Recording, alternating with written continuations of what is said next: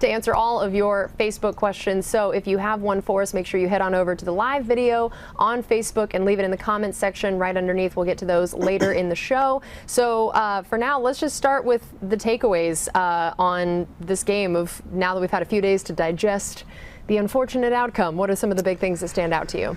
Well, Casey, it's just a lot of NFL games come down to one score or just a few points, and no matter who is favored or by how much, it's still a lot of them come down to that, and that means that a lot of these games come down to a handful of plays. One team makes them and one doesn't, and a lot of times those key plays are in what coaches like to call situational football: third downs, red zone, short yardage, 2-minute drills, and short yardage including 2-point conversions, and the Buccaneers have already lost 2 games by 2 points in which they could have tied the game with a 2-point conversion and did not.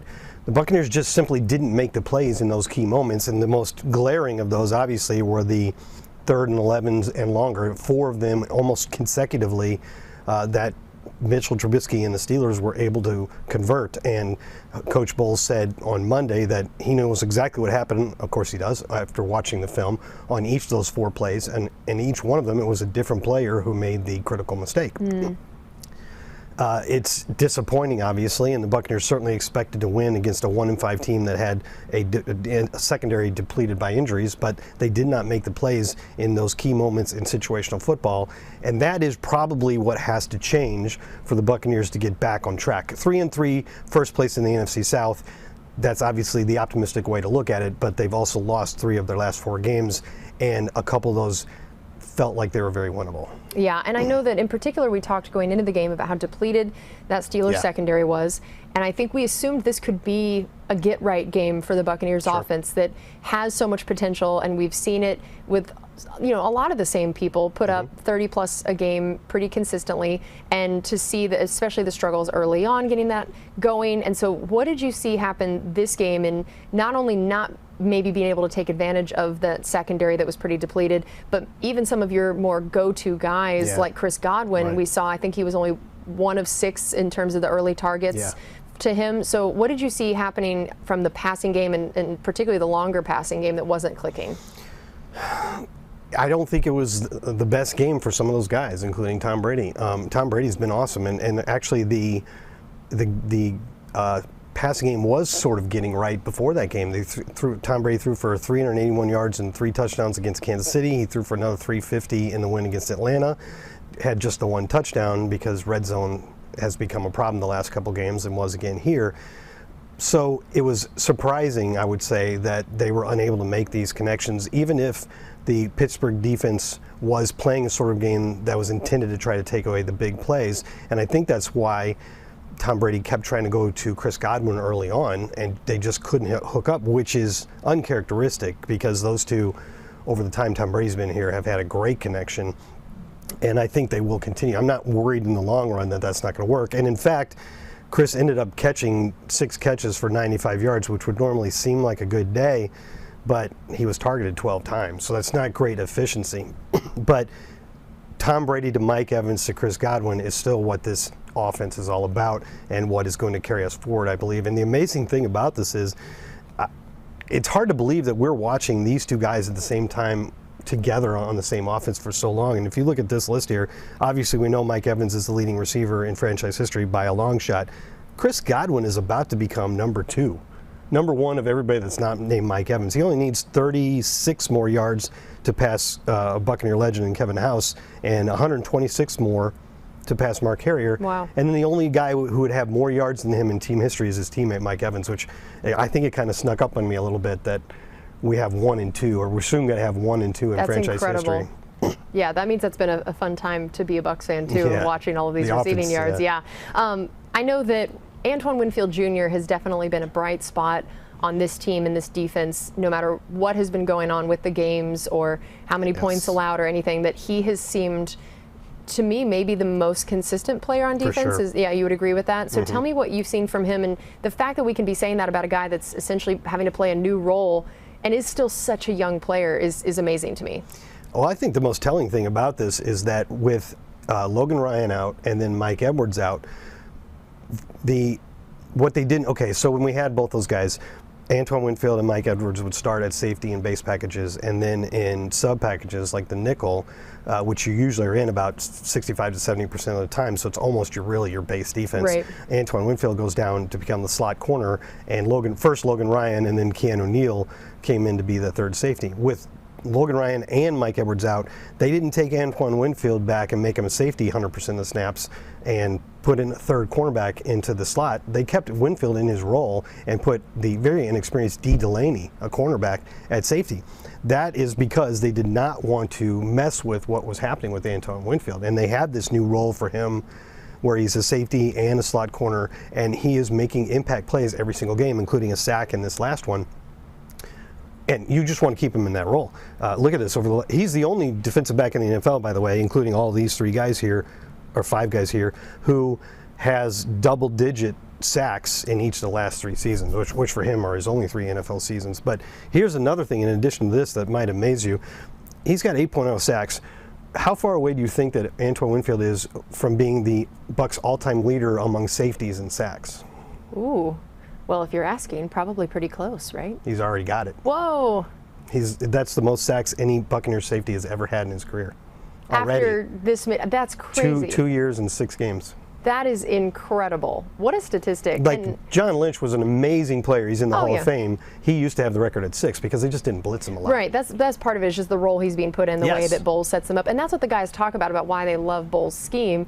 It sets them up to make so many of those splash plays at all different positions. Absolutely. And I think, was it Larry Foote who was saying the other week about how they look forward to Thursday mornings? Like, is my name going to get called? I want to be the guy. Yeah, probably the better comparison for Antoine than the other safeties in the league is Rondé Barber, because Rondé Barber played that slot role and they blitzed him a lot, and obviously he had 1 billion sacks. I mean, his, I think 28, just an amazing number for a defensive back. That's more what Antoine Winfield is chasing. Right. Yeah, and I think I saw that he's tied among all defensive backs in the league this year for sacks already, right? Yeah, with 3. And we're 6 games in. Yeah. So it could be 5, it could be 6 by the end of the season, and if he can add a couple picks to that as well. He was already a Pro Bowler last year, but I've made the prediction on our Salty Dogs podcast before the season that I thought Antoine Winfield would be a first-team APL Pro. Yeah, I think he deserves But you got to have counting numbers for the voters to vote for you. So he needs more sacks and a few more picks, and he'll have a shot. Okay, and then you kind of mentioned this earlier in the show, but I know that football fans, they're passionate, and that occasionally can mean a bit of a sky is falling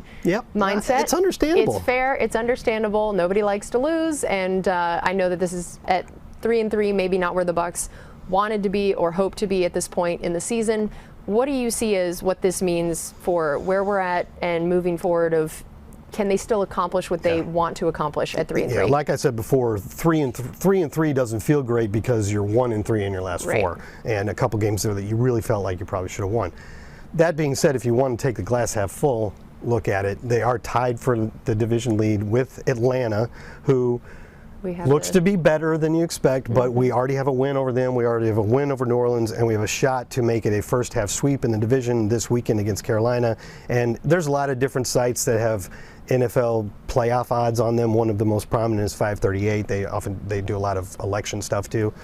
Their playoff odds, or I'm sorry, their division winning odds for the Buccaneers, they still have us at 73%. And that's the third best of all the 8 division leaders, because some of these, quite frankly, some of these teams have a lot more competition. I mean, the Eagles are 6-0, and their record, their playoff odds are below us because Giants are 5-1 and Dallas is 4-2. It's got to be frustrating. So I'm not saying anything about the other teams in the Bucs division, but by record at least, it isn't the toughest division in the league, and the Buccaneers already have a 2-0 record against division opponents. Now they're about to play a Carolina team that recently fired its head coach and has tons of injuries at the quarterback position.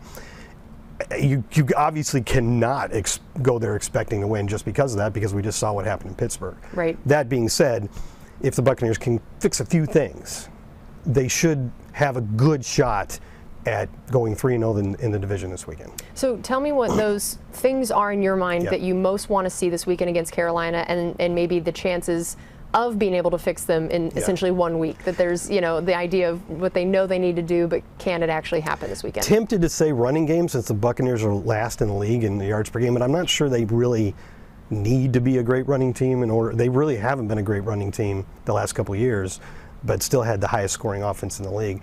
One of the things I would say is probably red zone. In the last 2 games, the Bucs are, I think, 3 of 9 or 3 of 8, something like that in the red zone. That means scoring touchdowns. Right. You got to score touchdowns. Yeah. The Buccaneers had the ball about 6 inches from the goal line in that game. 2nd and 1, brought in a power package, lost 3 yards.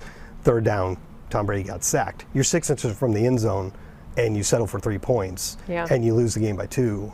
Kind of easy to connect the dots there. Yep. So red zone would be a big one. The other thing that's confounding is, I don't know about you, but sometimes you're watching a game and it's not going exactly how you want, but you're like, this has got to turn around.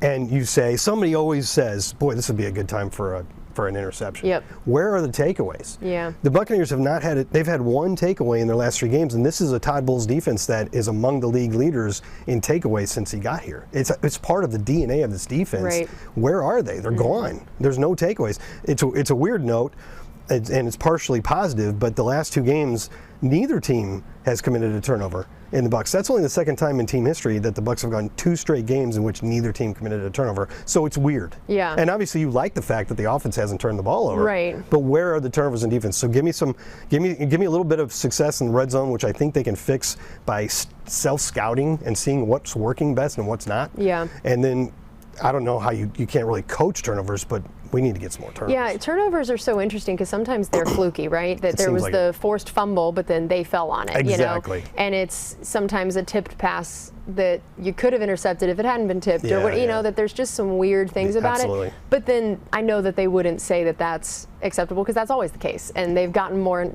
turnovers and takeaways in the past. The Bucs are about, I think, tied for 4th, something like that, in terms of takeaways with 9, but 5 of those came in 1 game in New Orleans, and 4 of them were in 1 quarter. Yeah. So they definitely come in bunches. They do. We just got to get that bunch started We're again. in a drought now. We need to go from drought to bunches. All right. Well, that is going to do it for us on this edition of Buccaneers Insider Live. Thank you so much for being with us. Enjoy the game this weekend. We'll see you next week.